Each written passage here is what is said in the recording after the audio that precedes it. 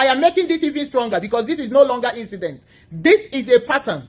There are women whose life, businesses and career have allegedly been damaged under the same shadow of sexual harassment and abuse of power by Engineer David Umahi. One of them is Jackie Ikotonye, handled a government contract in Ebonyi State worth hundreds of millions of naira. According to her, she was sexually harassed. She refused. Until today, her case is still in court. This is not a rumor. This is not social media talk. This is a documented struggle. She cannot even talk again. Another one is P. Wealthy Gift. 11 years ago, I produced promotional gifts that David Umahi used for his campaign. And he asked me to be patient with him. And he had no money. I was patient. And in the course of waiting, this guy moved from the business we had and started pestering my life. And from the beginning, I told him, I cannot date you. I cannot have anything with you. And the more I told him that, it's like I infuriated him. He threatened me that he would deal with me. Till date, David refused to pay me my money. P. Wealthy Gift. She supplied a campaign material when he was a deputy governor. She was invited to his office, according to her. It became something else. She refused. Until today, she has not been paid. Her business suffered because she chose dignity over compromise. And now, there are disturbing allegations involving Bianca Ojukwu on social media, a sitting minister in Nigeria. So let us ask ourselves question: how many women? How many stories? How many times will this happen before we accept that this is not coincidence?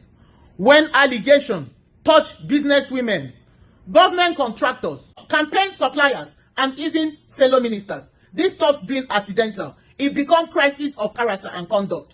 This is what a pattern looks like. Women are invited for professional reasons. Lines are crossed. They say no.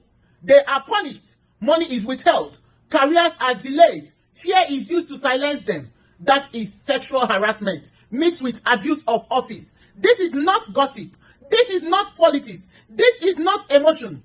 This is about power being used wrongly by Engineer David Umahi. And let me say this clearly. Sexual harassment is not always physical. Sometimes it is pressure. Sometimes it is intimidation. Sometimes it is using your position to trap people. When this comes from a minister, it becomes a national shame. So today, I am calling for action.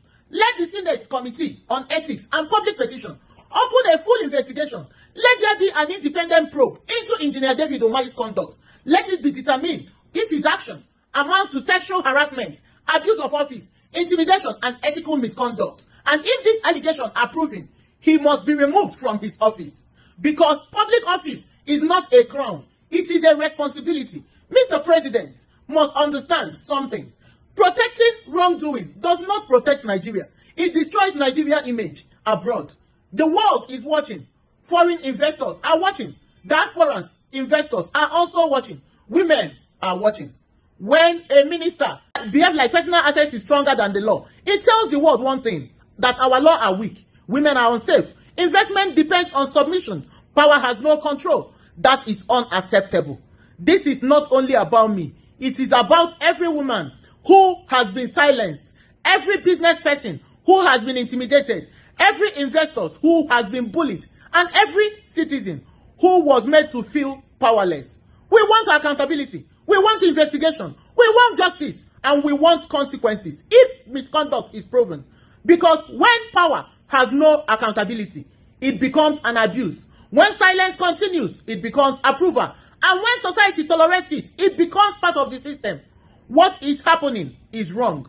It is ugly. It is dangerous. It is a pain in our governance and in Nigeria. Nigeria cannot say it protects its investors while a woman are being intimidated. Nigeria cannot say it believes in justice while abuse is ignored. Nigeria cannot say it wants reform while shielding misconduct. We will not be silenced. We will not be scared. We will not normalize this behavior.